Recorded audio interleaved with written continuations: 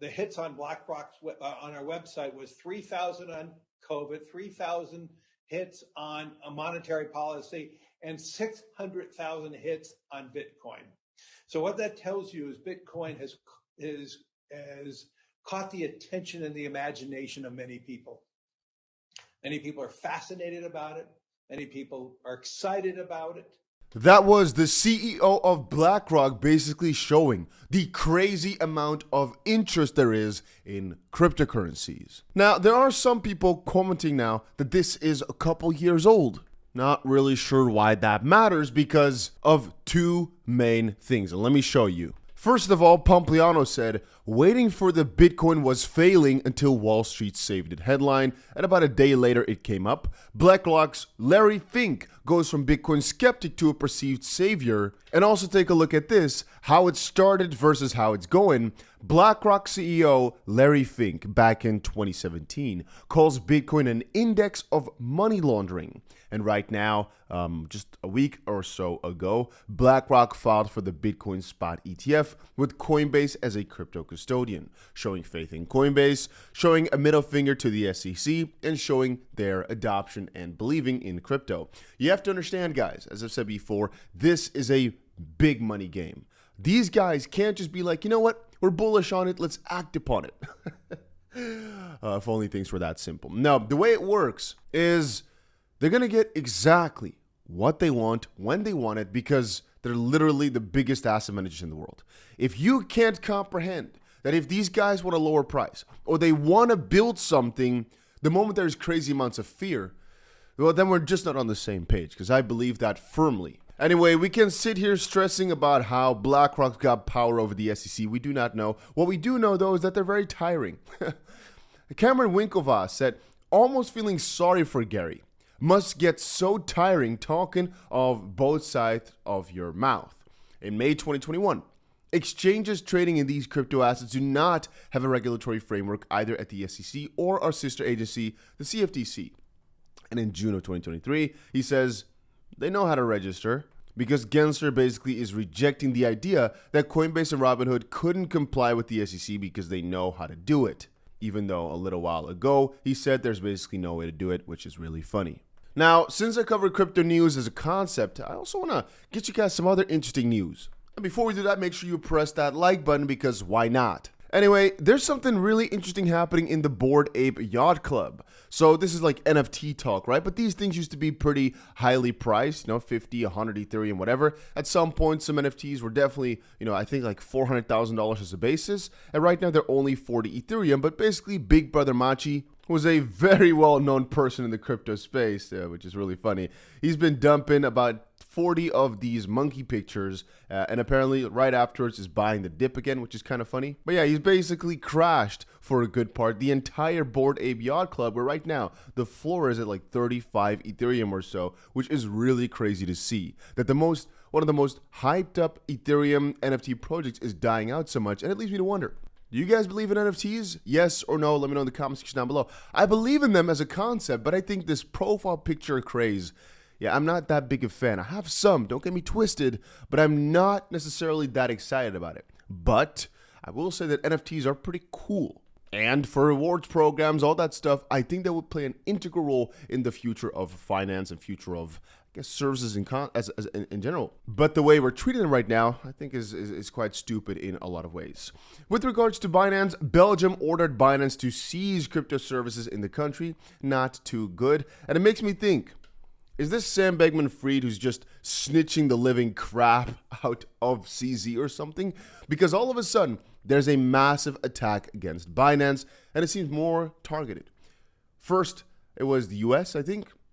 Then quickly the UK had some trouble, France had some trouble, Netherlands had some trouble, and then Belgium has some trouble, all within like a week or three, while at the same time over in Asia, I believe, I don't want to say the country because I can't remember anymore. I'm not sure if it was Kazakhstan, but it's kind of funny, and Will Char posted too in an accurate way.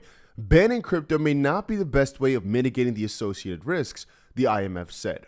Actually, a little bit more specifically, they said that it may not be effective in the long run, which we all agree with. But the principle here matters a lot as well, which is, let's say you completely ban some sort of tech. while on the opposite side, BlackRock is building like crazy, right? What you get is that the retail at the start is getting completely left out, but the institutions still have got their shot and their chances because they have found some loophole way to get in, which usually is the case, right? I mean, an institutional investor can more easily, set up an entity in another country, get themselves the assets that they want, where a normal retail guy, he can't buy it on a simple exchange. Never mind it then. A lot of people don't know how to go that deep.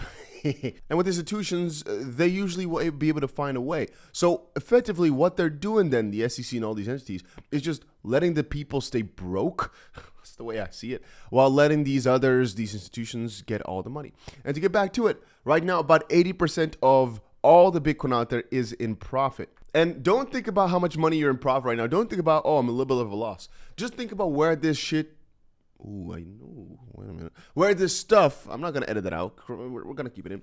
Could be in the next couple of months. Just imagine for a second, you were in one of these phases, like in the dark bluer phase that you were buying in. Right now, we're still at the start of the next bull run. I keep telling you, I believe the bull run has started. I believe it has started. I believe it has started. And I think that we're not going to be seeing those prices yet again of like $15,000, 16, 14-ish.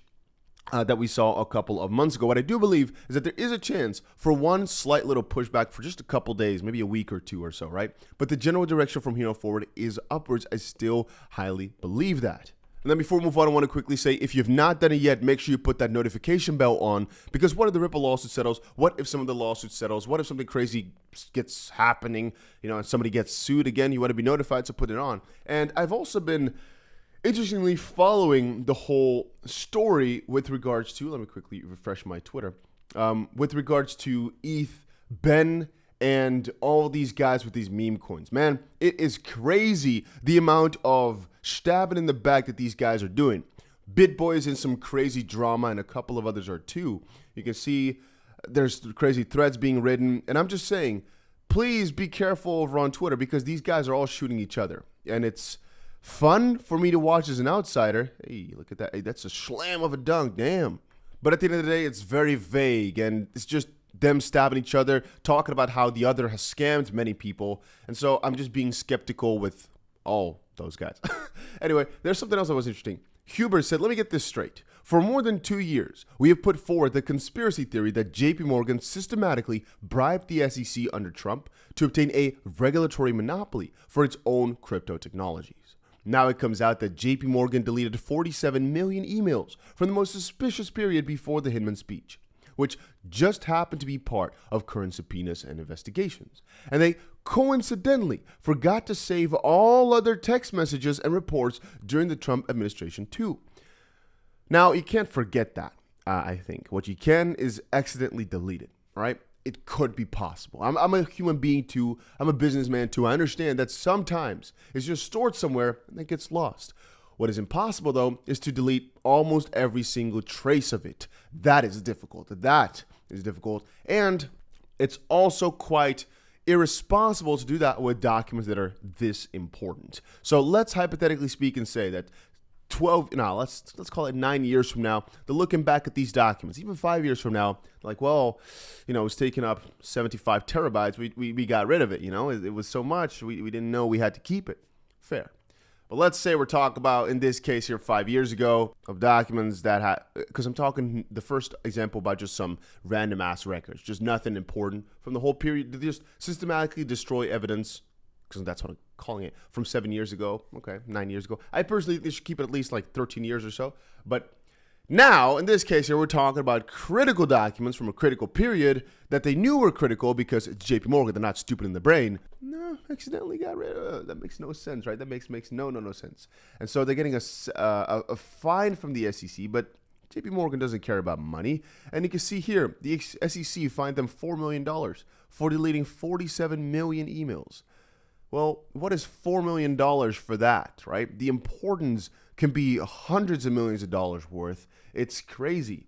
And DAI said, that's correct. Did Ashley Prosper do the SEC FOIA request on those? I'm sure the SEC has all their copies ready to go, which leads me to question, indeed, what's happening in the background then, right? Do they really not have it, or do they just not want to produce it? And were indeed some requests put forward for this, and were they deleted right now or at the start, or did they just find out that things were deleted in the past? Because it's interesting, right? The SEC fined the broker-dealer subsidiary of JPMorgan $4 million for accidentally deleting about 47 million emails from early 2018. Some of those emails were sought by subpoenas in at least a dozen regulatory investigations, the SEC order against JPMorgan Securities LLC noted. The firm in late 2021 agreed to pay $125 million in penalties for failing to preserve text messages and other electronic communications sent between January 2018 and November 2020. So they did it already, right? And they're doing it again. And right now the fine is ridiculous. It's just laughable. Even though it's not a first-time offense in this case as well. This is really interesting. But yeah, this type of stuff can keep me going for days. I'm just going to head out now. Hopefully you guys enjoyed this video. And I'll most likely see you guys again in another one. Make sure you put the notification button like I said. And this world is freaking crazy, guys. It's so wild.